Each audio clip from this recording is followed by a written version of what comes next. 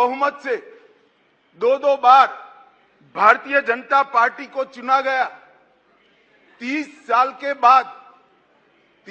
के बाद पहली बार पूर्ण बहुमत की स्थिर सरकार देने का काम ये देश की जनता ने लगातार 2 बार किया।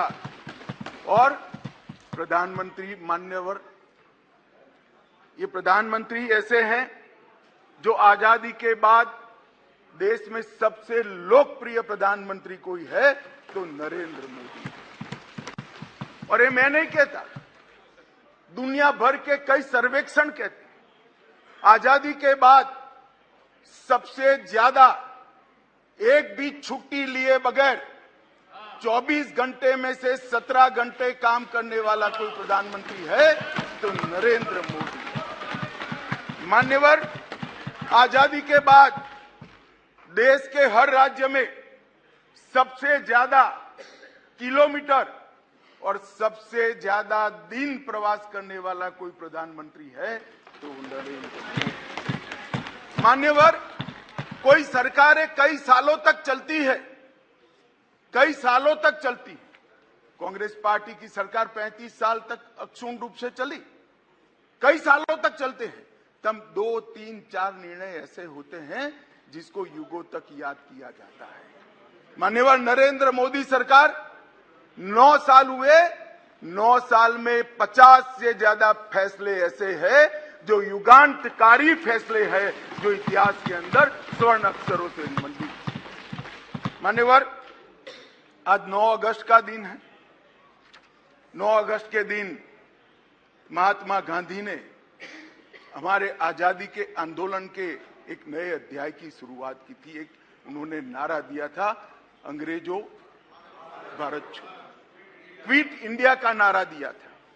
मोदी जी ने ये 9 साल के अंदर 2014 से 2023 में लगभग 9.5 साल में एक नए प्रकार का राजनीतिक युग का शुरुआत किया। मान्यवर, लगभग 30 साल से इस देश की राजनीति भ्रष्टाचार, परिवारवाद और तुष्टीकरण के नासूर से ग्रसित रही। सारे के सारे जनादेश, कोई भी चुनावी विजय पराजय के आंकड़ों के एनालिसिस करने वाले पंडित सारे जय पराजय को देख ले। मोदी जी के 2014 के विजय के पहले सारे जय पराजय या तो भ्रष्टाचार से प्रभावित थे, भ्रष्टाचार किया इसको हटाने के लिए आए, या तो परिवारवाद से प्रभावित थे, परिवारवाद के पीछे जातिवाद का एक अनवरत संतान भी होता है, और तुष्टीकरण से प्रभावित जनादेश थे। भारतीय लोकतंत्र को ये 3 नासूरों ने घेर लिया था। नरेंद्र मोदी जी ने भ्रष्टाचार, परिवारवाद और तुष्टीकरण को हटाकर पॉलिटिक्स ऑफ परफॉर्मेंस को तरजीह दी, और आज विकास जनता के फैसलों का निर्णय करता है। मगर फिर भी कहीं कहीं दूर तक भ्रष्टाचार भी बैठा है, बच गया है, परिवारवाद तो दिखाई ही पड़ता है, और तुष्टीकरण की राजनीति भी चलती है। इसलिए मोदी जी ने आज नारा दिया है, भ्रष्टाचार क्विट इंडिया, परिवारवाद क्विट इंडिया, तुष्टीकरण क्विट इंडिया। मान्यवर, अगर भ्रष्टाचार, परिवारवाद और तुष्टीकरण एक क्विट इंडिया अगर कर लेते हैं तो इस देश की राजनीति में मोदी जी ने 2014 से एक नए युग की शुरुआत करी है, विकास के युग की। वो हमारे स्वतंत्रता सेनानियों के कल्पना के भारत की निर्मित 2047 के बहुत साल पहले कर देगी, इसका मुझे पूरा विश्वास है। मान्यवर, अविश्वास का प्रस्ताव एक संवैधानिक प्रक्रिया है, हमें कोई आपत्ति नहीं। विपक्ष का उद्देश्य है कोई भी हो, विपक्ष का अधिकार है, अविश्वास का प्रस्ताव ले आते हैं। और मैं तो कई बार मानता हूं कि अविश्वास प्रस्ताव से पार्टियों के और गठबंधनों के चरित्र उजागर होते। कई बार अविश्वास प्रस्ताव आए, मैंने जैसे पहले कहा, मैं 3 अविश्वास प्रस्ताव का जिक्र करना जरूर चाहूंगा। 2 अविश्वास प्रस्ताव है यूपीए सरकार के खिलाफ, जो हम विपक्ष में थे तब लेकर आए थे, और एक अविश्वास प्रस्ताव एनडीए सरकार के खिलाफ था, जो यूपीए जब विपक्ष में थी तब लेकर। 1993 जुलाई में नरसिम्हा राव जी की कांग्रेस की सरकार थी, उसके खिलाफ अविश्वास प्रस्ताव आया। अब सरकार बचानी होती है, नरसिम्हा राव जी को बचानी थी। कांग्रेस का मूल सिद्धांत है येन केन प्रकारेण सत्ता में बने रहना, सत्ता में बने रहने का प्रयास करना। ना इसके लिए सिद्धांत होते हैं, ना नीतियां होती है, ना औचित्य होता है। मान्यवर नरसिम्हा राव जी की सरकार अविश्वास प्रस्ताव जीत गई और बाद में कई लोगों को जेल की सजा हुई, स्वयं नरसिम्हा राव जी को हुई, क्योंकि झारखंड मुक्ति मोर्चा को घूस देकर अविश्वास प्रस्ताव पर विजय प्राप्त करी। आज कांग्रेस भी है, कांग्रेस भी वहां बैठी है और झारखंड मुक्ति मोर्चा भी वहां बैठा है। मान्यवर 2008 में मनमोहन सिंह जी विश्वास प्रस्ताव लेकर आए। विश्वास प्रस्ताव के वक्त भी एक बार यहां पर बरोबर देश में वातावरण हो गया था कि इनके पास बहुमत नहीं है, बहुमत था भी नहीं। और मान्यवर इस सदन ने उस वक्त सबसे कलंकित घटना देखनी पड़ी, सांसदों को करोड़ों रुपए की घूस देनी पड़ी और हमारे ऑनेस्ट सांसद वो रुपया लेकर पीठ के सामने आए और कहा कि हमें संरक्षण चाहिए, हमें रुपया ऑफर किया गया और वो सरकार बचा ली। तो एक तो चरित्र है यूपीए का, सरकार के सामने अविश्वास का प्रस्ताव आए या कोई अविश्वास का प्रस्ताव न लाए, इसलिए विश्वास का प्रस्ताव वो स्वयं लाए। इसमें से बचने के लिए सारे सिद्धांत, सारा चरित्र, सारे लोकसभा के नियम कानून, हमारी परंपराएं, इसको त्याग कर येन केन प्रकारेण सत्ता को संभालना और सत्ता पर काबिज रहना। इसके सामने मान्यवर दूसरा एक उदाहरण है।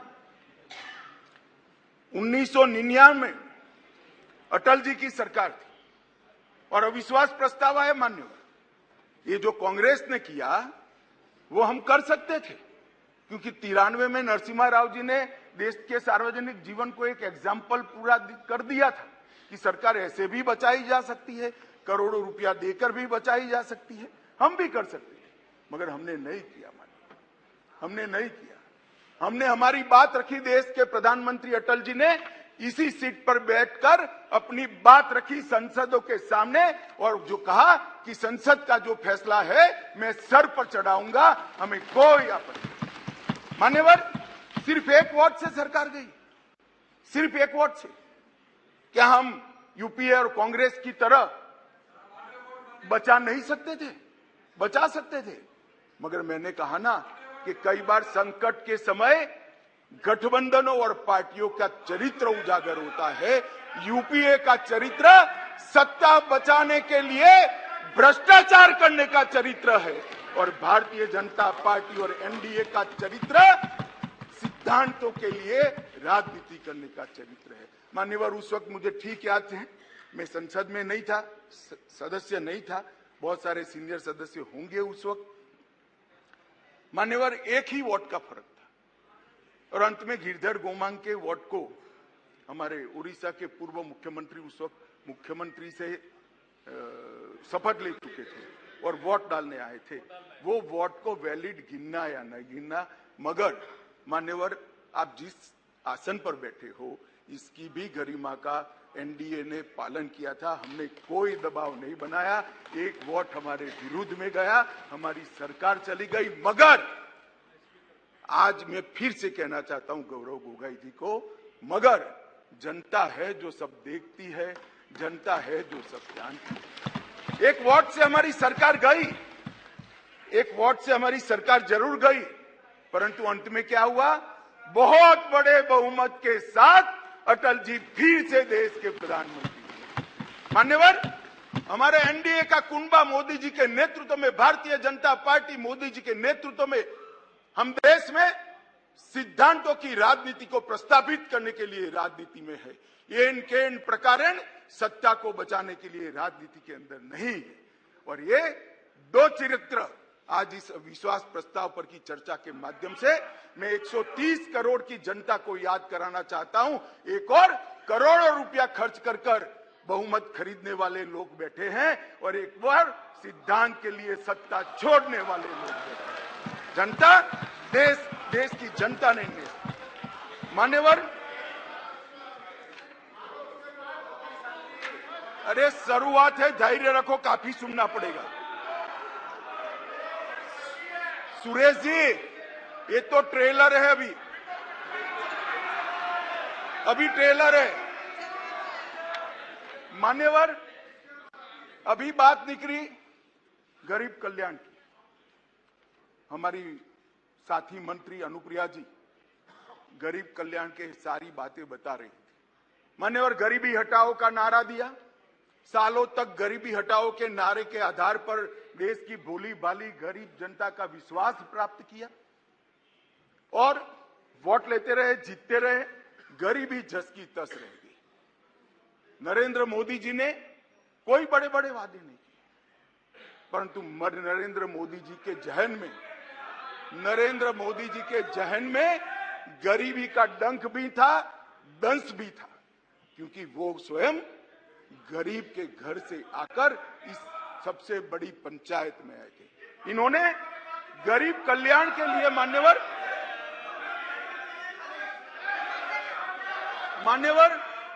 इन्होंने गरीब कल्याण के लिए ढेर सारे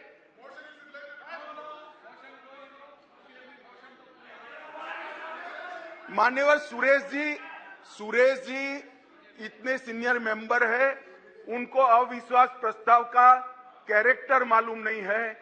आप जब अविश्वास प्रस्ताव लेकर आते हो तो सरकार के समग्र कामकाज पर क्वेश्चन मार्क करते हो, और क्योंकि ये क्वेश्चन मार्क पॉलिटिकली मोटिवेटेड है, इसलिए मुझे सरकार के परफॉर्मेंस की चर्चा करनी पड़ेगी।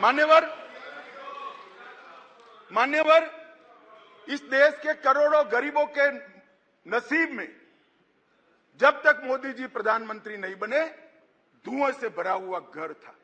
मोदी जी ने 9.6 करोड़ 9 करोड़ 60 लाख गरीब महिलाओं के घर में गैस का सिलेंडर भेजा और उसकी झोपड़ी को धुएं से मुक्त कराने का काम किया।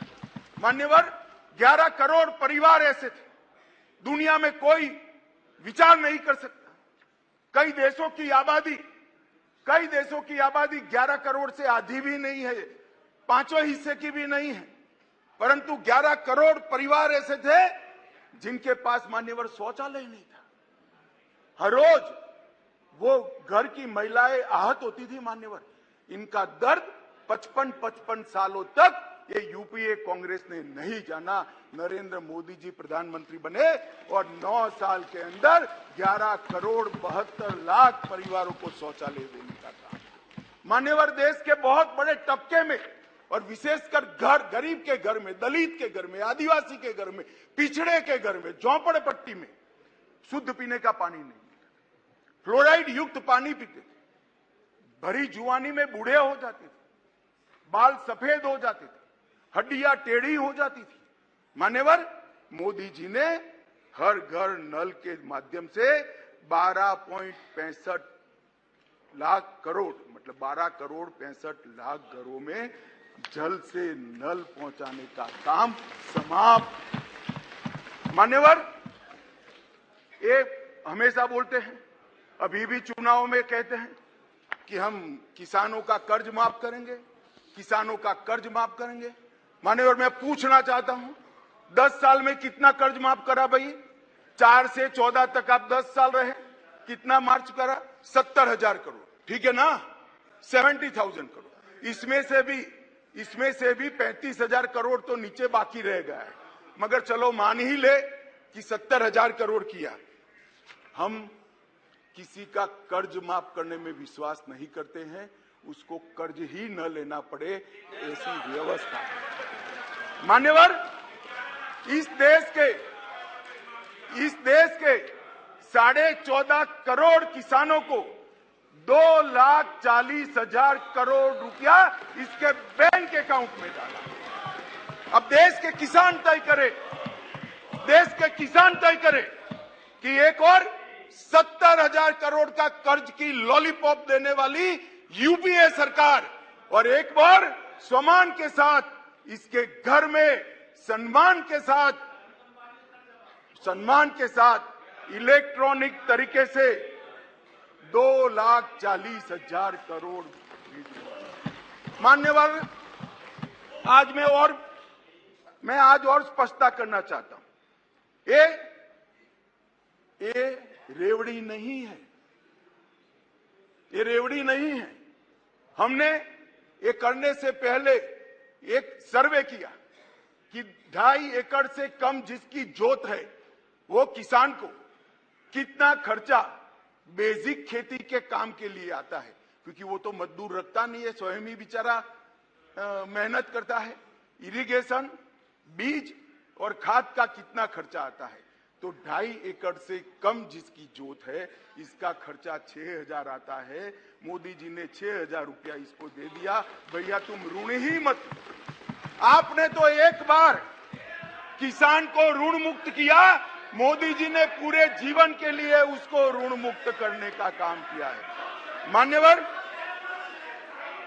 मान्यवर, इस देश में 50 करोड़ लोग ऐसे थे, करीब 60 करोड़ लोग, जिनके घर में बीमारी आ जाए तो पिताजी की मृत्यु हो जाएगी इसका डर नहीं लगता था, इलाज का खर्च कितना आएगा इसका डर लगता था, और वो पूरा परिवार ऋण के बोझ के तले दब जाता था।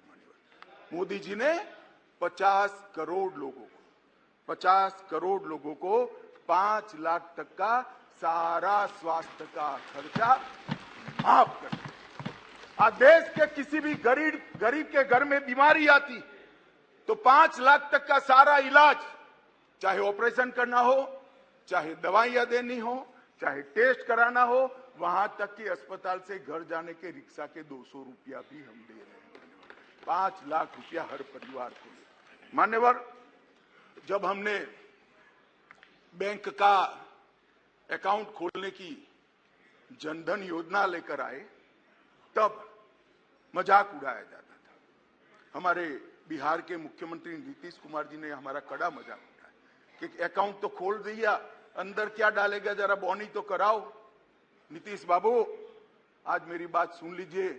हमने 49 करोड़ 65 लाख बैंक अकाउंट खोले, जिसमें 2 लाख करोड़ गरीबों के जमा है, और राज्य सरकार और केंद्र सरकार की 300 से ज्यादा योजनाओं का पैसा डीबीटी के माध्यम से जनधन अकाउंट में ट्रांसफर होता है। मगर साहब, ये जनधन योजना का क्यों विरोध कर रहे थे, समझने जैसी बात है। एक बार इस देश के तत्कालीन प्रधानमंत्री ने कहा था, जो यूपीए से ही थे, उन्होंने कहा था कि मैं दिल्ली से 1 रुपया भेजता हूं, 15 पैसे पहुंचते हैं। वो तो ठीक है, स्वीकृति की सच्चे आदमी थे, नए राजनीति में आए थे, बोल गए। मगर मैं अब आगे पूछना चाहता हूं, क्योंकि बाकी लोग तो यहीं बैठे हैं। भैया 85 पैसा कौन ले जाता था? ये 85 पैसा कौन ले जाता था? मान्यवर, 85 पैसा ये ले जाते थे जिनको इसके अंदर कटकी और बटकी करनी थी। मान्यवर, जो जनधन योजना का विरोध कर रहे हैं वो 85 पैसा एंजॉय करने वाले लोग हैं, क्योंकि अब भारत सरकार रुपया भेजती है तो सीधा रुपया पहुंच जाता है। कांग्रेस की तरह नहीं 85 पैसा, सीधा रुपया गरीब के घर में पहुंच जाता है। मान्यवर,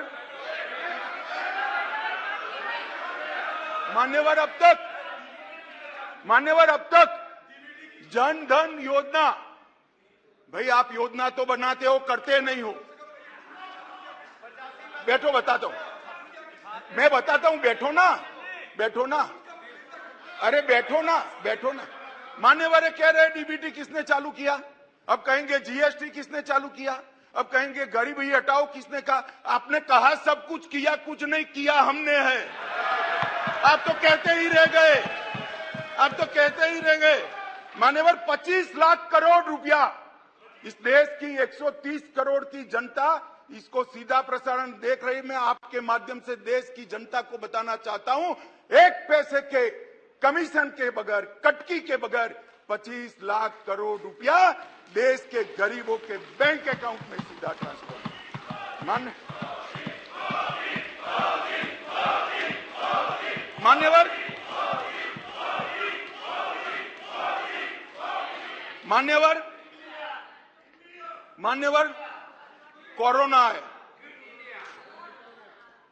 मान्यवर कोरोना आया।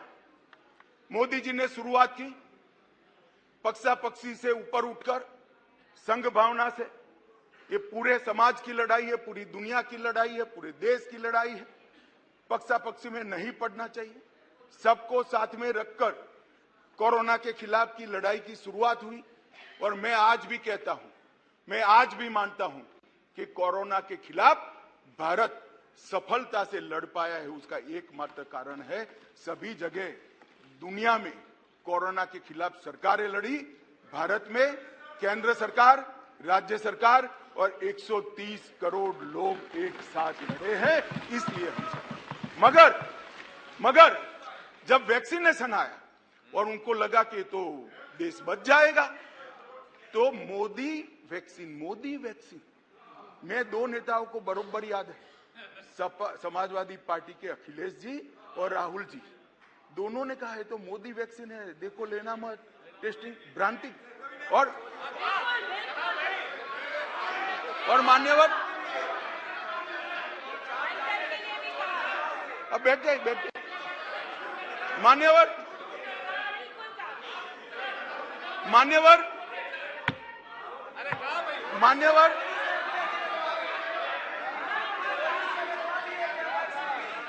मान्यवर जनता ने वैक्सीन लेना शुरू किया। मोदी सरकार ने चाय पिलाकर वैक्सीन दी, फ्री ऑफ कॉस्ट वैक्सीन दी, पहला डोज दिया, दूसरा डोज दिया और 130 करोड़ लोगों को दोनों डोज लगाकर कोरोना से बचाने का काम। मान्यवर, इसके साथ साथ उस वक्त रोजगारी के प्रश्न खड़े हुए, लॉकडाउन का भी विरोध किया गया। मान्यवर, लॉकडाउन का भी विरोध किया गया।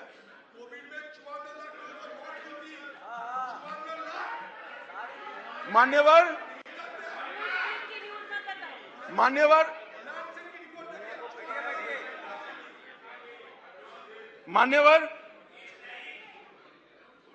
सबने कहा कि लॉकडाउन लगाओगे तो गरीब क्या खाए। हमारे सामने दो रास्ते थे, लॉकडाउन न लगाना और पूरे देश की जनता कोरोना में फंस जाए, लाखों करोड़ों लोगों की मृत्यु हो। लॉकडाउन भी लगाया, उसको भूखा भी नहीं रखा। मान्यवर, 80 करोड़ लोगों को प्रति व्यक्ति प्रति माह 5 किलो अनाज ये लॉकडाउन के समय में हमने गरीब के घर में पहुंचाया और उसका चूल्हा चला करा। और वो आज भी चल रहा है, आज भी चल रहा है। भाई, अविश्वास प्रधानमंत्री में और मंत्रिमंडल में अविश्वास आपको हो सकता है, देश के गरीब को, देश की जनता को नहीं है, क्योंकि उज्ज्वला योजना मोदी जी लाए, हर घर नल मोदी जी ने पहुंचाया, बिजली मोदी जी ने पहुंचाई, पीएम किसान 2.5 लाख करोड़ मोदी जी ने पहुंचाए, 3 करोड़ लोगों को घर दिया, 60 करोड़ लोगों को 5 लाख का स्वास्थ्य का खर्चा दिया, बैंक खाते 49 करोड़ से ज्यादा खुलवाए, डायरेक्ट बेनिफिट ट्रांसफर में 25 लाख करोड़ रुपया भेजा, 80 करोड़ गरीबों को वैक्सीन लगाकर अनाज दिया। अविश्वास आपको है, देश की जनता को अविश्वास नहीं है, वो मोदी जी के साथ है। मान्यवर,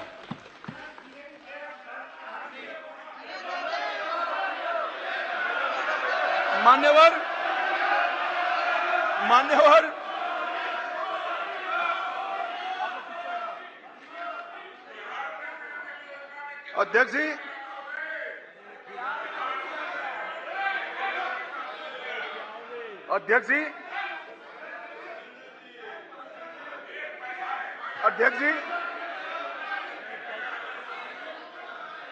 अध्यक्ष जी, इस सदन में एक ऐसे नेता है, अरे यार सुनो ना, इस सदन में एक ऐसे नेता है जिनको आज तक 13 बार राजनीति में लॉन्च किया गया है और 13 ही बार फेल गए। उनका एक लॉन्चिंग मैंने देखा है, उनका एक लॉन्चिंग यहां सदन में हुआ था। एक गरीब मां कलावती या ऐसा कुछ नाम था, कलावती, बुंदेलखंड की बहन कलावती, उसके घर वो नेता भोजन करने गए और यहीं पीछे बैठकर गरीबी का बड़ा दारुण वर्णन, द्रवित हो जाए ऐसा वर्णन कर दिया। ठीक है भाई, अच्छा किया, आप इतने बड़े व्यक्ति होकर गरीब कलावती के घर पर भोजन पर गए, उसका भोजन कर लिया और इसकी वेदना को यहां वाचा दे दी। मगर बाद में इनकी सरकार 6 साल चली। मैं पूछना चाहता हूं वो कलावती का क्या करा? वो कलावती को घर, बिजली, गैस, शौचालय, अनाज, स्वास्थ्य, ये सब देने का काम नरेंद्र मोदी ने किया।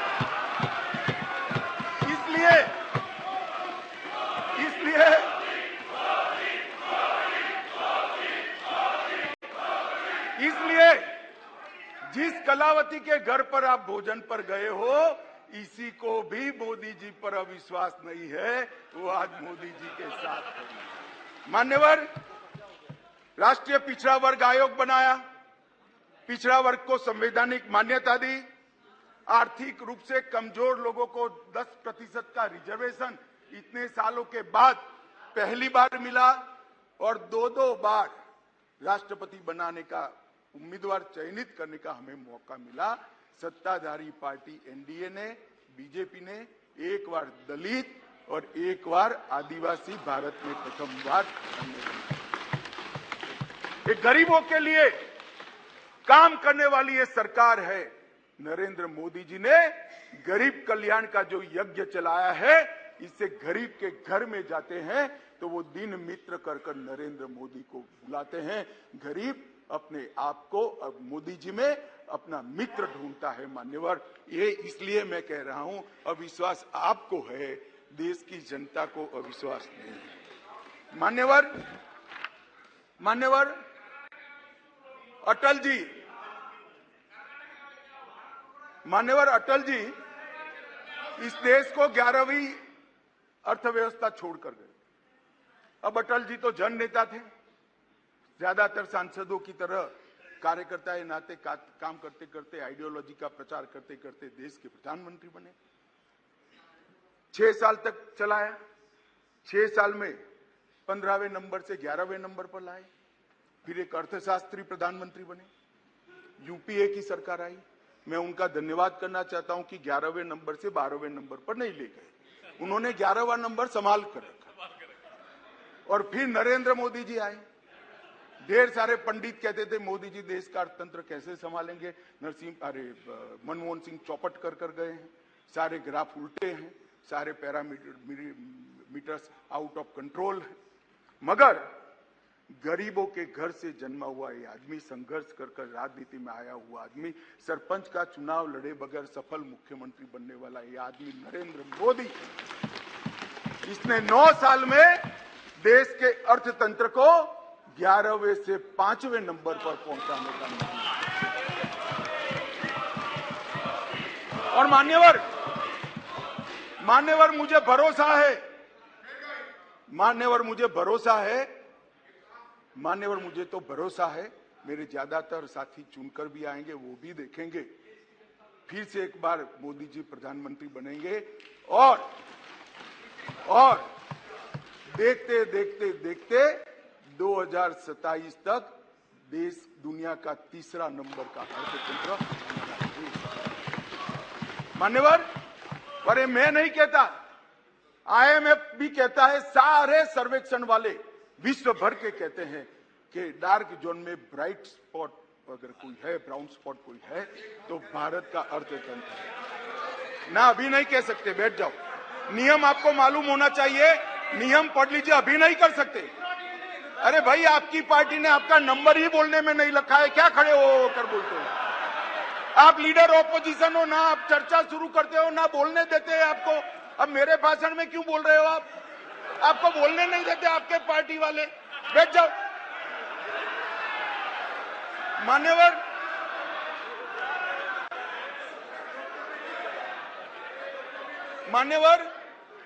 आने वाले दिनों में, मान्यवर, आने वाले सालों में और आने वाले दशकों में दुनिया के अर्थतंत्र का, दुनिया भर के अर्थतंत्र के जो महत्वपूर्ण क्षेत्र है वो सब में दूरदर्शितापूर्ण फैसले लेकर मोदी जी ने सटीक नीतियां बनाकर भारत को इसके अंदर एक फाउंडेशन डालने का काम समाप्त कर दिया। चाहे ग्रीन हाइड्रोजन हो, चाहे इलेक्ट्रिकल व्हीकल हो, चाहे अंतरिक्ष हो, चाहे डिफेंस का प्रोडक्शन हो, चाहे इलेक्ट्रॉनिक आइटम का मैन्युफैक्चरिंग हो, चाहे क्वांटम इंजीनियरिंग के अंदर संवर्धन और R&D करना हो, और चाहे ऑर्गेनिक फूड का बाजार खड़ा करना हो। ये 7 के 7 क्षेत्र जो इमर्जिंग क्षेत्र दुनिया के अर्थतंत्र में माने जाते हैं, वो 7 क्षेत्र में मान्यवर मोदी जी ने ऐसा फाउंडेशन डाला है कि आने वाले 5 ही साल में भारत दुनिया के अर्थतंत्र में एक प्रमुख शक्ति बनकर उभरेगा, इसका मुझे विश्वास है। मान्यवर, इंफ्रास्ट्रक्चर की गति शक्ति के तहत सिर्फ 2024-25 तक 2 लाख किलोमीटर राष्ट्रीय राजमार्ग हम समाप्त कर देंगे। 2020-21 में 37 किलोमीटर प्रतिदिन बनाए, 148 हवाई अड्डे बने हैं। मोदी जी के आने के पहले 74 थे, अब 148 हो गए। Vande Bharat semi high speed train शुरू हो चुकी है। 99,000 करोड़ की सागरमाला परियोजना जो इंफ्रास्ट्रक्चर का बहुत बड़ा दूरगामी कदम है, वो पूरा हो चुका है। कार्गो हैंडलिंग की क्षमता देश की 79% बढ़ी है, अगले साल तक 2 गुना हो जाएगी। और 27 ट्रेनों में मेट्रो उपलब्ध कराई है, और भारत नेट 6.20 लाख किलोमीटर फैला दिया है। लाखों गांवों तक भारत नेट को पहुंचाने का काम। मान्यवर, इंटरनेट कनेक्शन में दुनिया में सबसे ज्यादा वृद्धि भारत ने दर्ज करी है, 231% की वृद्धि, और पूर्वोत्तर के लिए भी ढेर सारे एयरपोर्ट बनाने का काम नरेंद्र मोदी सरकार ने किया है। मान्यवर, स्वास्थ्य के बजट में भी 139% की वृद्धि नरेंद्र मोदी सरकार ने करी है। पिछले 8 वर्षों में 4,85,000 करोड़ रुपया खर्च किया गया। MBBS की सीटों में 93% वृद्धि और PJ की सीटों में 100% वृद्धि कर डॉक्टर की संख्या को दुगना करने का काम नरेंद्र मोदी सरकार ने किया है। मान्यवर, इतना ही नहीं, ढेर सारे विषय मेरे साथियों ने बहुत बताया। मुझे अभी मणिपुर पर भी बात करनी है। मान्यवर, नरेंद्र मोदी जी ने समग्र विश्व के अंदर नरेंद्र मोदी जी ने भारत का सम्मान बढ़ाने का काम किया है। मान्यवर, क्लाइमेट चेंज हो या टेररिज्म, ग्लोबल नैरेटिव सेट करने का काम आज अगर कोई एक देश कर रहा है तो हमारा महान भारत कर रहा है। मान्यवर, G20 का नेतृत्व जब हमें मिला, बहुत सारे देशों को मिला, एक ही शहर में कार्यक्रम करे, आज G20 के कार्यक्रम 55 स्थानों पर कर पूरे विश्व को भारत की संस्कृति से परिचित कराने का काम नरेंद्र मोदी जी ने किया है। और साहब, इन लोगों को पसंद नहीं आता, इसलिए अविश्वास विश्व भर में एक ही ऐसा नेता है जिसको 14 राष्ट्रों का सर्वोच्च सम्मान मिला है। मैं फिर से, वैसे तो व्यक्तिगत सम्मान मिला है, मगर महान सदन में कहना चाहता हूं, मोदी जी और भारतीय जनता पार्टी की भावना है, ये 14 राष्ट्रों ने जो सर्वोच्च सम्मान दिया है, ये देश की 130 करोड़ की जनता का सम्मान, भारत का सम्मान जो नरेंद्र मोदी जी को मिला है। इसलिए आपको भले अविश्वास हो, देश की जनता को अविश्वास नहीं। मान्यवर, इस चुनाव में पता चल जाएगा दादा, इस चुनाव के काउंटिंग में पता चल जाएगा, और फोन करना मुझे।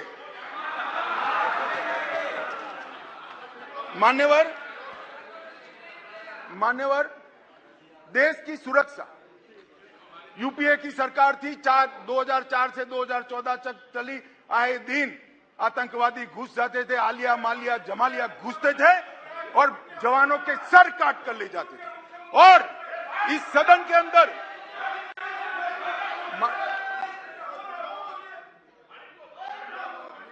थक जाएगा, तुम मत बोलो, वो थक जाएगा, मैं नहीं थकूं। मान्यवर, सरहद के उस पार से आतंकवादी घुस जाते थे और जवानों के सर काट कर ले जाते थे। कोई जवाब नहीं देता था। 2 बार पाकिस्तान ने हिमाकत की, एक बार सर्जिकल स्ट्राइक और एयर स्ट्राइक, दूसरी बार एयर स्ट्राइक कर पाकिस्तान के घर में घुसकर आतंकवादियों का खात्मा करने का काम नरेंद्र मोदी। श्रीमान राजनाथ जी यहां बैठे। सीडीएस का मसला, ये भी आपका सोच था, इंप्लीमेंट हमने किया। सीडीएस का मसला कब का लटक रहा था, भटका रहा था।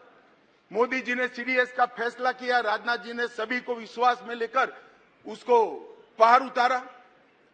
2016 में सर्जिकल स्ट्राइक और एयर स्ट्राइक किया और खरीदी के अंदर, डिफेंस के अंदर जिस प्रकार के परिवर्तन हुए, मानवर, मैं आपको बताता हूं, जितने भी घोटाले, मैं बाद में घोटाले बताता हूं यूपीए के, जितने भी घोटाले हुए हैं, इसमें सबसे ज्यादा करप्शन रक्षा की खरीदी में हुआ।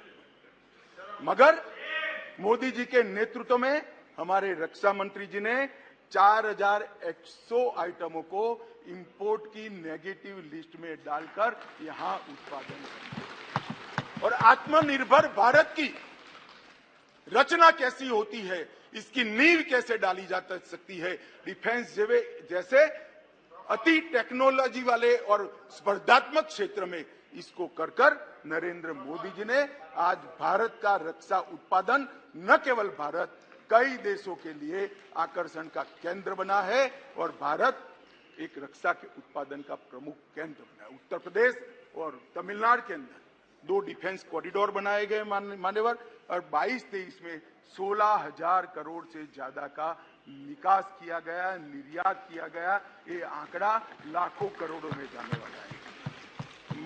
मान्यवर, 4 दशकों से श्रीमती इंदिरा गांधी जी प्रधानमंत्री थी, तब से देश का सेना का जवान, चाहे सर्विंग हो चाहे रिटायर्ड हो, वो 1 पेंशन 1 रैंक 1 पेंशन की मांग करता है। सब भागते थे। भारतीय जनता पार्टी के नेता नरेंद्र मोदी जी ने सेना के सम्मान में निर्णय किया और 42,000 करोड़ से ज्यादा राशि 1 पेंशन 1 रैंक के अंदर। मान्यवर, दुनिया में अस्थिरता बढ़ी, चाहे यूक्रेन हो, यमन हो, चाहे कोरोना में दुनिया भर में बसते हुए हमारे भारतीय हो, 90 से ज्यादा यूक्रेन से उड़ाने कर दोनों राष्ट्राध्यक्षों से बात कर 3 दिन तक युद्ध बंद कर 23,000 भारतीयों को घर पे लाने का काम नरेंद्र मोदी से। ऑपरेशन राहत 5,000 भारतीय और 2,000 विदेशी नागरिकों को वहां से यमन से निकाला और 2 लाख उड़ानों के माध्यम से 2.97 लाख मतलब 3 करोड़ करीब यात्रियों को सकुशल कोरोना के वक्त वंदे भारत मिशन के तहत वापस लाया। मान्यवर, चीन की सीमा पर हमारी आर्टिलरी न पहुंचे ऐसी स्थिति थी, रोड ही नहीं बनाए थे, नक्शा ही देखते रहते थे। नरेंद्र मोदी जी और राजनाथ जी की टुकड़ी ने सीमा के अंतिम गांव तक, भारत के प्रथम गांव में रोड पहुंचाने का, वाइब्रेंट विलेज के माध्यम से गांव खाली न हो, इसकी चिंता मान्यवर नरेंद्र मोदी जी ने। मान्यवर, किसानों के कल्याण के लिए ढेर सारे काम करें, बजट में 6 गुना वृद्धि करी। जरा सुनो भाई सुरेश, आप लोग 21,900 करोड़ रुपए का छोड़कर गए थे। कितना छोड़कर गए थे भाई? 21,900 करोड़। अब ध्यान से सुनना, 21,900 करोड़ को 6 गुना बढ़ाकर 1,25,000 करोड़ रुपए का बजट नरेंद्र मोदी। मान्यवर, खाद्यान्न का उत्पादन, खाद्यान्न के उत्पादन 265 मिलियन टन से बढ़कर 22-23 में 323 मिलियन टन रिकॉर्ड उत्पादन हुआ। प्रधानमंत्री किसान सम्मान योजना में आगे बात कर चुका हूं। 14 करोड़ लोगों को 6,000 रुपया, 2,41,000 करोड़ रुपया। और ये एमएसपी बहुत चिल्लाते रहते हैं। मैं आपको पूछना चाहता हूं मान्यवर, आपके माध्यम से जो अविश्वास प्रस्ताव लेकर आए हैं उनको मैं एमएसपी के बारे में जरूर पूछना चाहता हूं कि भैया आपने एमएसपी की कितनी खरीदी की थी और एमएसपी में के रेट में कितनी बढ़ोतरी की थी, जरा हिसाब किताब लेकर जनता के सामने जाइए। मगर नहीं जाएंगे, बैठे बैठे बोले रह जाएंगे एमएसपी का क्या हुआ। मैं बताता हूं सत्य क्या है, और मैं इस सदन के माध्यम से देश की जनता को और 14 करोड़ किसानों को कहना चाहता हूं कि आपके घर में सबसे ज्यादा एमएसपी और एमएसपी पर सबसे ज्यादा धान खरीदने का काम कोई एक सरकार ने किया है तो नरेंद्र मोदी। मान्यवर, धान की खरीदी पहले ध्यान से सुनना, सभी सभासदों को मेरा विनती है, ध्यान से सुनिए। धान की खरीदी 475 लाख मैट्रिक टन मनमोहन सिंह जी ने अपने अंतिम साल में की। मैं फिर से आंकड़ा बोलता हूं, 475 लाख मैट्रिक टन।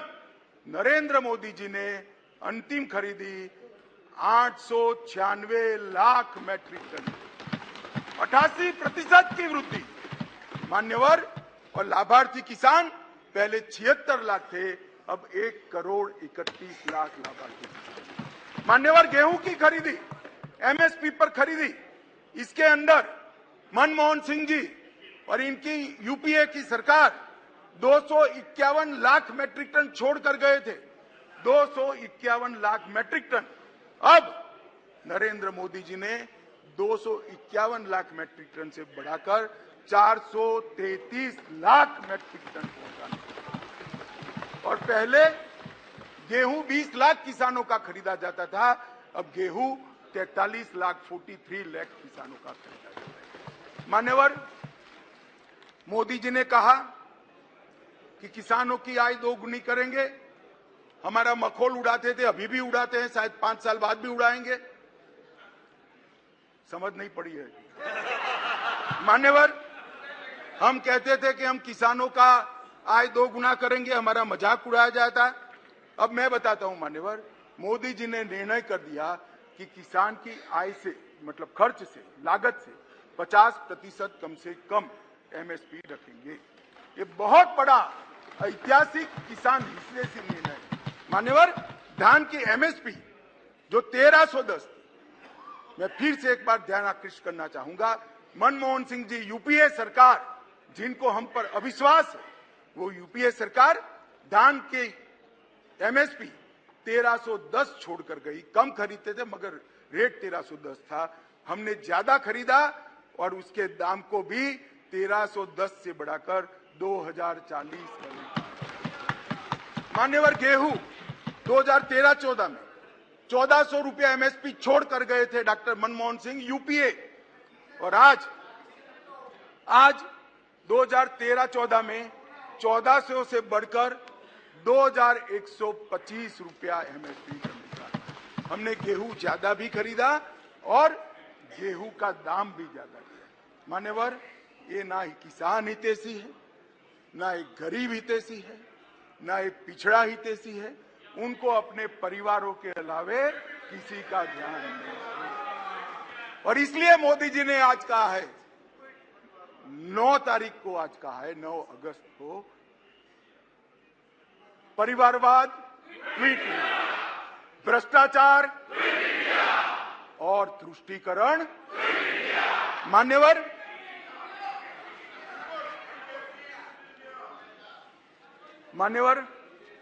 मैं देश की आंतरिक सुरक्षा के प्रति आपका ध्यान आकृष्ट करना चाहता हूं।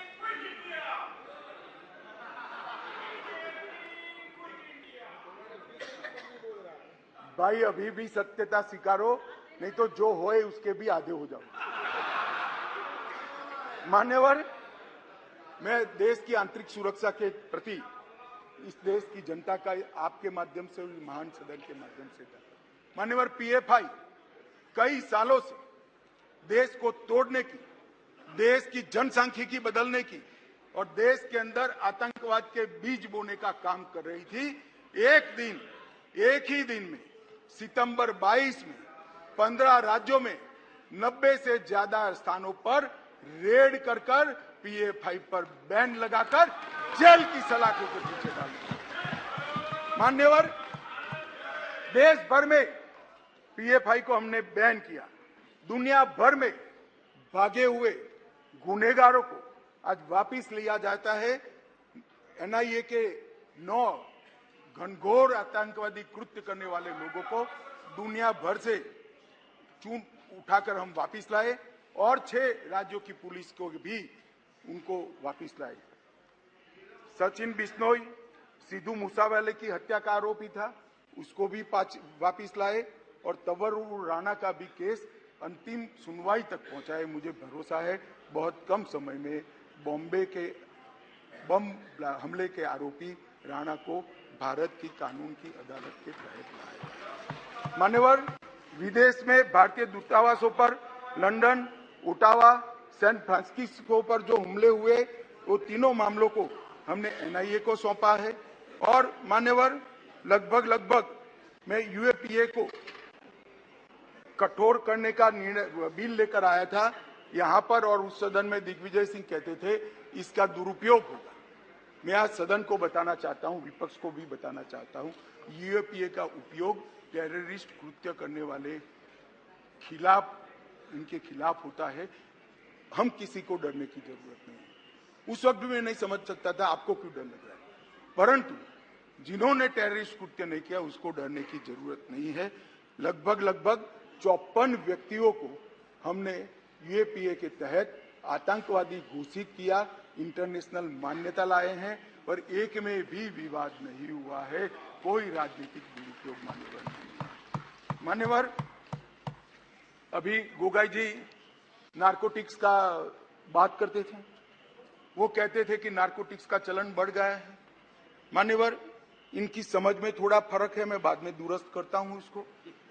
मान्यवर, मोदी जी ने 2014 से गृह मंत्रालय के अधीन, पहले श्रीमान राजनाथ जी थे, अब मैं गृह मंत्री के रूप में काम कर रहा हूं, नारकोटिक्स पर 0 टॉलरेंस की नीति को हमने अपनाया। एनकोड 2019 में बनाया गया, फिर इसको 4 स्तरीय किया गया। एनकोड पोर्टल डेटा इंटीग्रेशन और नॉलेज मैनेजमेंट सिस्टम के पोर्टल बनाए गए। मादक पदार्थ की तस्करी के विस्तृत जांच के लिए JCC, जिसमें ढेर सारे डिपार्टमेंट और सरकारें होती है, इसका गठन किया गया। Dedicated anti narcotics task force राज्यों में बनाई गई। राष्ट्रीय नारकोटिक कैनाइन पूल की स्थापना की गई और 75वें स्वतंत्रता दिवस के मौके पर 1,65,000 किलोग्राम नारकोटिक्स को जलाया गया और अब वो टोटल आजादी के अमृत महोत्सव के 1 वर्ष में 10 लाख किलो पहुंच गया है। अब मैं जो गोगाई जी कहते थे इसका जवाब दिया। मान्यवर, आंकड़े किसी की शर्म नहीं रखते, आंकड़े बेशर्म होते हैं और आंकड़े हमारे कामों से खड़े होते हैं। आंकड़ों को बाद में बदला भी नहीं जा सकता। अब 2006 से एक सरकार थी यहाँ, UPA की सरकार थी, जिसको हम पर थोड़ा अविश्वास है। 2006 से 13 का समय उनका ही था। उसमें क्या हुआ है, जब्त की गई ड्रग 1,52,000 किलो थी। मैं फिर से सदन का और सदन के माध्यम से देश का ध्यान आकृष्ट करना चाहता हूं। जब्त की गई ड्रग 1,52,000 किलो थी और 2014 से 22 तक 1,52,000 करोड़ से बढ़कर 3,73,000 किलोग्राम ड्रग्स हमने जब्त किया। गोगाई जी, 181% वृद्धि हुई और कीमत, गांजा पकड़ लेना, भांग पकड़ लेना एक बात है, जो महंगे और शरीर को ज्यादा नुकसान करने वाले और पैसे की दृष्टि से नुकसान करने वाले जो नारकोटिक्स के पदार्थ है, वो कीमत से आगे बढ़े। मान्यवर, 2006 से 13 में 768 करोड़ की ड्रग पकड़ी गई। मैं फिर से रिपोर्ट करूंगा 768 करोड़, जिससे यूपीए सरकार संतुष्ट थी। उन्होंने अपने रिपोर्ट कार्ड में भी लिखा था। और 14 से 22 तक एकदम वो ही कालखंड 768 करोड़ और 14 से 22 में 18,000 करोड़ रुपए की ड्रग को नरेंद्र मोदी सरकार, और ये हम पर सवाल उठा है। इसलिए मैं कहता हूं कि आपको भरोसा नहीं है, मगर देश की जनता को विश्वास है। कुल मामले 1257 दर्ज किए थे, अब 37 हो। अब इन्होंने कल यहां ज्ञान बांटा कि पहले 1257 थे, अब देखिए बढ़ गए 37 हो गए। भाई, नारकोटिक्स के खिलाफ केस अच्छे हैं या बुरे माने जाएंगे? हम पकड़ते हैं, आप पकड़ते ही नहीं थे, चलने देते थे। हमने पकड़ना शुरू किया, इसलिए 1257 से बढ़कर 3700 केस हो गए, और गिरफ्तारियां आपने 1363 की थी, हमने 5400 गिरफ्तारियां करी। मान्यवर, टोल फ्री नंबर भी करा। माननीय सदस्यों, सभा की सहमति हो तो गृह मंत्री जी के भाषण की समाप्ति तक सभा की कार्रवाई बढ़ा दी जाए।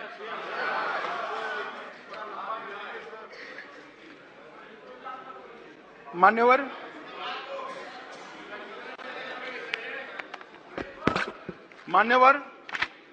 3 करोड़ युवा और 2 करोड़ महिलाओं को नशा मुक्त अभियान में अलग अलग विभागों के, समाज कल्याण विभाग, महिला और बाल कल्याण विभाग, शिक्षा विभाग, गृह मंत्रालय, वित्त मंत्रालय, सब ने इकट्ठा होकर साथ में जुड़ा है, और लगभग 9.5 करोड़ लोग तक नशा मुक्त भारत अभियान की शपथ और टोल फ्री नंबर पर मिस कॉल करने की पहुंच बढ़ी है।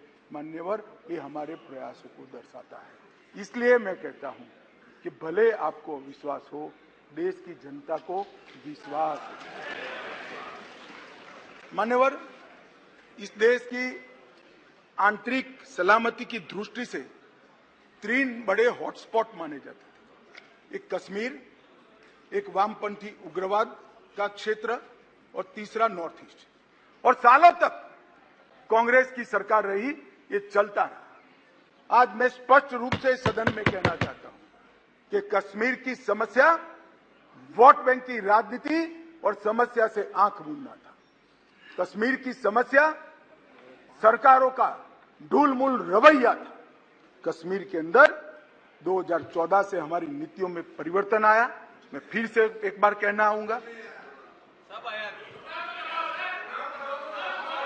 मान्यवर, मैं फिर से एक बार कहना चाहता हूं, 14 से 19 तक राजनाथ सिंह जी ने, और उसके बाद मैं गृह मंत्री बना हूं, मोदी जी के नेतृत्व में सातत्यपूर्ण तरीके से कश्मीर को आतंकवाद से मुक्त करने के लिए हमने काम किया। 40,000 लोग मारे गए कश्मीर में।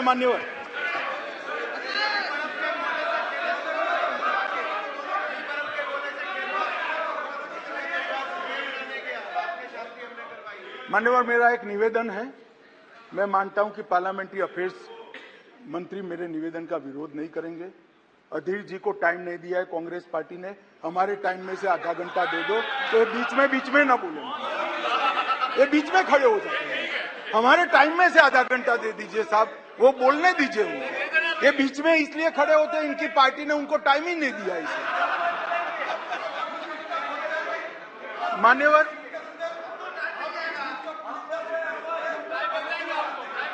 नहीं, कश्मीर तो सारी संसदीय समितियां गई है ना, कश्मीर देखा है ना सबने। माननीय गृह मंत्री जी, राजीव बाबू 10 मिनट दे देंगे, हमारा 10 मिनट दे देंगे, बैठो अभी।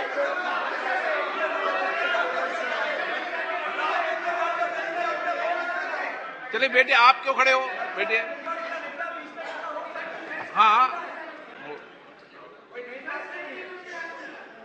मान्यवर, कश्मीर के अंदर परिवर्तन लाने वाला युगांतकारी निर्णय इस देश के सम्माननीय प्रधानमंत्री नरेंद्र मोदी ने किया। जवाहरलाल नेहरू सरकार की एक भूल थी। धारा 370 5 अगस्त 2019 और 6 अगस्त को इस महान सदन ने धारा 370 को समाप्त किया। इसके साथ ही कश्मीर के अंदर से 2 झंडे चले गए, 2 संविधान खत्म हो गए और संपूर्ण रूप से कश्मीर का भारत के साथ जुड़ाव करने का काम इस देश के प्रधानमंत्री नरेंद्र मोदी। मान्यवर, इन्होंने, मैं अभी भी एक इनके ही प्रेरित एनजीओ की एक मीटिंग अभी हुई, रिपोर्ट मैंने देखी। क्या रिपोर्ट कहते हैं? हुर्रियत से चर्चा करो, जमीयत से चर्चा करो, पाकिस्तान से चर्चा करो। हम ना हुर्रियत से चर्चा करेंगे, ना जमीयत से करेंगे, ना पाकिस्तान से चर्चा करेंगे। अगर मान्यवर, अगर हम चर्चा करेंगे तो घाटी के युवाओं से चर्चा करेंगे, वो हमारे अपने हैं, हम उनके साथ चर्चा करेंगे। मान्यवर, हुर्रियत पर हमने पाबंदी कर दी, जमायते इस्लामी पर कश्मीर में पाबंदी कर दी, आतंकवादियों के समर्थन को चुन चुन कर नौकरियों से हटाया। अब किसी भी आतंकवादी की मृत्यु का जनाजा नहीं निकलता है, क्योंकि जो जहां मारा जाता है वही दफन किया जाता है। मान्यवर, लखनपुर टोल टैक्स जो हम जैसे कार्यकर्ताओं को, भारतीय जनता पार्टी के करोड़ों कार्यकर्ताओं को सूल की तरह हृदय में चुभता था, वहीं श्यामा प्रसाद मुखर्जी को जहां अरेस्ट किया था, वो लखनपुर टोल टैक्स को समाप्त कर दिया। मान्यवर, राज्य की अर्थव्यवस्था को एकीकृत किया, 2 दरबार की परंपरा समाप्त कर दी गई और 200 करोड़ रुपए को बचाने का काम इन नरेंद्र मोदी सरकार ने। मान्यवर, वहां दलितों को रिजर्वेशन नहीं था, आदिवासियों को नहीं था, पिछड़े को नहीं था। ये सारा रिजर्वेशन देने का काम नरेंद्र मोदी सरकार। मान्यवर, वहां पर महिला आयोग नहीं था, बाल आयोग नहीं था, वहां पर दलित आयोग भी नहीं था। ये सारे आयोग बनाने का काम भारतीय जनता पार्टी की नरेंद्र मोदी सरकार। वहां सफाई कर्मचारी मान्यवर 7-7 पीढ़ी से मुगलों को जमाने से रहते थे, मगर उनको डोमिसाइल सर्टिफिकेट नहीं मिलता था। पाकिस्तान से शरण में आए हुए, पाक अधिकृत कश्मीर से आए हुए हिंदू, उनको डोमिसाइल, पश्चिम पाकिस्तान से आए हुए लोग, डोमिसाइल नहीं मिलता था। ये सबको डोमिसाइल देने का काम इस देश के प्रधानमंत्री नरेंद्र मोदी। मान्यवर, ये कर रहे हैं कि हम डेमोक्रेटिक पार्टी, डेमोक्रेटिक वैल्यूज में मानते हैं। कश्मीर पर शासन किसने किया? 3 परिवारों ने किया, महबूबा मुफ्ती, फारूक साहब और गांधी परिवार। ये 3 परिवारों ने कुल शासन किया। वहां को पंचायत चुनाव नहीं कराए। नरेंद्र मोदी जी ने नवंबर-दिसंबर 2018 में, राजनाथ सिंह गृह मंत्री थे, 9 चरणों में पंचायती चुनाव को समाप्त। 4483 सरपंच निर्वाचित हुए और 35,000 पंच चुने गए। आज 40,000 लोग डेमोक्रेसी की सांस भर रहे हैं, जमहूरियत का फायदा उठा रहे हैं। स्टोन पेंटिंग का मैं आप सबको कहता हूं, पथराव की घटना टीवी पर दिखाई पड़ती है भैया? कहीं नहीं दिखाई पड़ती, क्योंकि पथराव बंद हो गया। माननीय अध्यक्ष जी, जम्मू कश्मीर पुलिस, प्लीज, मान्यवर, जम्मू कश्मीर पुलिस 90 के दशक के पहली बार आज एक्टिव होकर आतंकवाद का सामना कर रही है। जम्मू में नई हाई सिक्योरिटी जेल बनाई, मंदिरों को प्रोटेक्शन दिया है, हिंदू संपत्ति वापस देने का कानून लाए हैं, टूरिज्म का विकास हुआ है। और सुन लीजिए, अधीर रंजन जी अविश्वास लेकर आ गए हैं। 2022 में 1 करोड़ 80 लाख टूरिस्ट जम्मू कश्मीर गए हैं एक साल। 1 करोड़ 80 लाख। मान्यवर,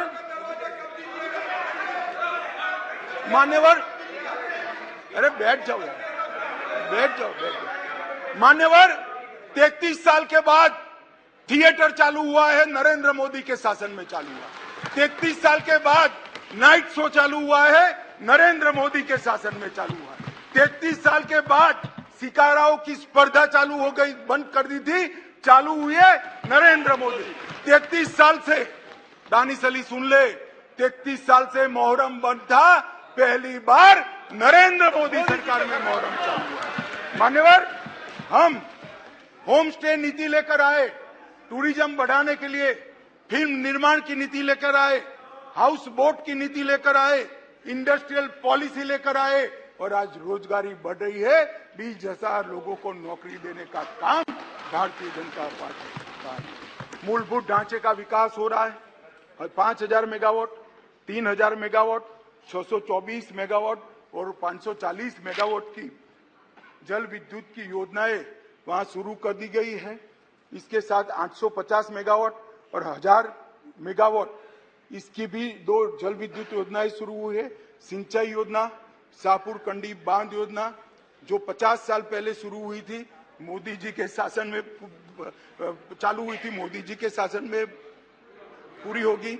62 करोड़ की मुख्य रवि नहर 90% काम पूरा कर दिया गया है और झेलम तवी बाढ़ वसूली परियोजना संगठन द्वारा 250 मिलियन $US विश्व बैंक से लाकर गरीबों को पुनर्वसन का काम ये नरेंद्र मोदी सरकार। श्रीनगर बारामूला रेल लिंक प्रगति पर है, उधमपुर बारामूला रेल लिंक प्रगति पर है और सुरक्षा का मैं आंकड़ा बताना चाहता हूं। मान्यवर, मैं इसलिए तुलनात्मक रखता हूं कि अविश्वास का जो प्रस्ताव है इससे देश की जनता में भ्रांति न खड़ी हो। मान्यवर, ये बहुत जरूरी है। मान्यवर, इसलिए मैं 9 साल के 2 टुकड़े लेकर आया हूं। कौन से 9 साल के टुकड़े हैं? एक परिवारवाद, तुष्टीकरण और भ्रष्टाचार के आधार पर चुनी गई यूपीए की सरकार के 9 साल है और एक देशभक्ति और समर्पण के आधार पर चुनी गई नरेंद्र मोदी सरकार। 9 साल की दोनों के तुलनात्मक में आतंकवाद की कुल घटनाओं में मान्यवर 68% की कटौती हो चुकी है।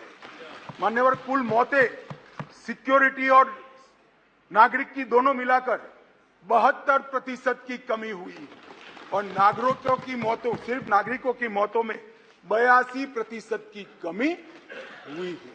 मान्यवर, सिक्योरिटी फोर्स की मौतों में 56% कमी हुई है और स्टोन पेल्टिंग करने की किसी की हिम्मत नहीं है।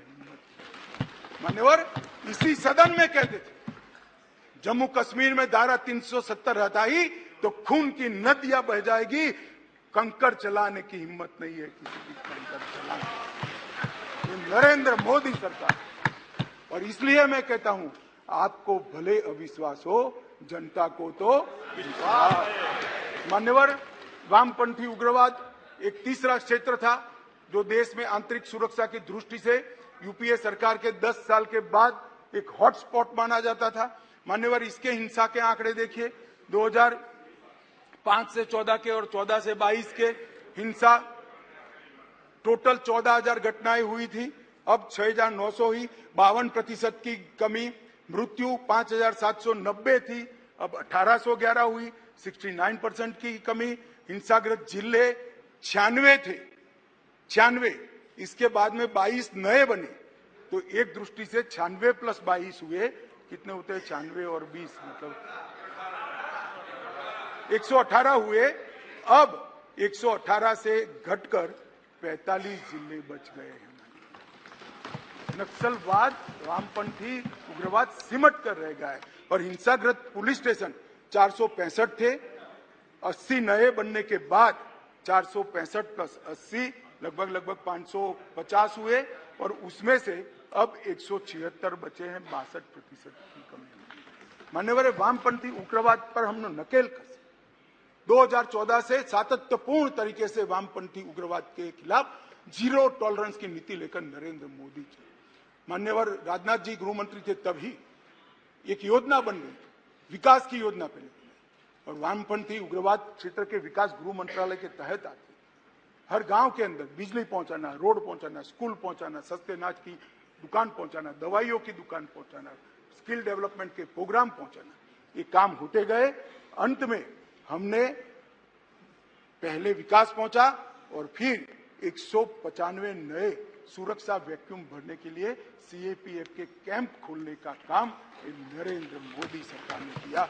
एनआईए और ईडी को जोड़ा गया, इनके फाइनेंस की कमर तोड़ी गई, एनआईए में एक अलग वर्टिकल वामपंथी उग्रवाद और उसके केसों की जांच के लिए बनाया गया, एक बड़ा डेटा सेंटर बनाया गया। सारे वामपंथी उग्रवादी एफआईआर का कंप्यूटराइजेशन कर आर्टिफिशियल इंटेलिजेंस से इसका एनालिसिस किया जा रहा है और छत्तीसगढ़िया बटालियन, बस्तरिया बटालियन भी बनाई गई।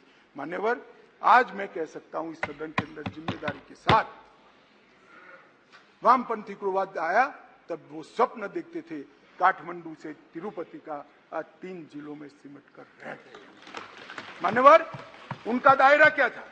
झारखंड, बिहार, उड़ीसा, एमपी, महाराष्ट्र, आंध्र, तेलंगाना और छत्तीसगढ़। आज क्या बच गया है? झारखंड मुक्त, बिहार मुक्त, उड़ीसा मुक्त, एमपी मुक्त, महाराष्ट्र मुक्त, आंध्र मुक्त, तेलंगाना मुक्त, केवल और केवल छत्तीसगढ़ के 3 जिले बचे हैं। मान्यवर, ये अविश्वास प्रस्ताव गिरने वाला है, जनता फिर से मोदी जी को चुनने वाली है और अगले टर्म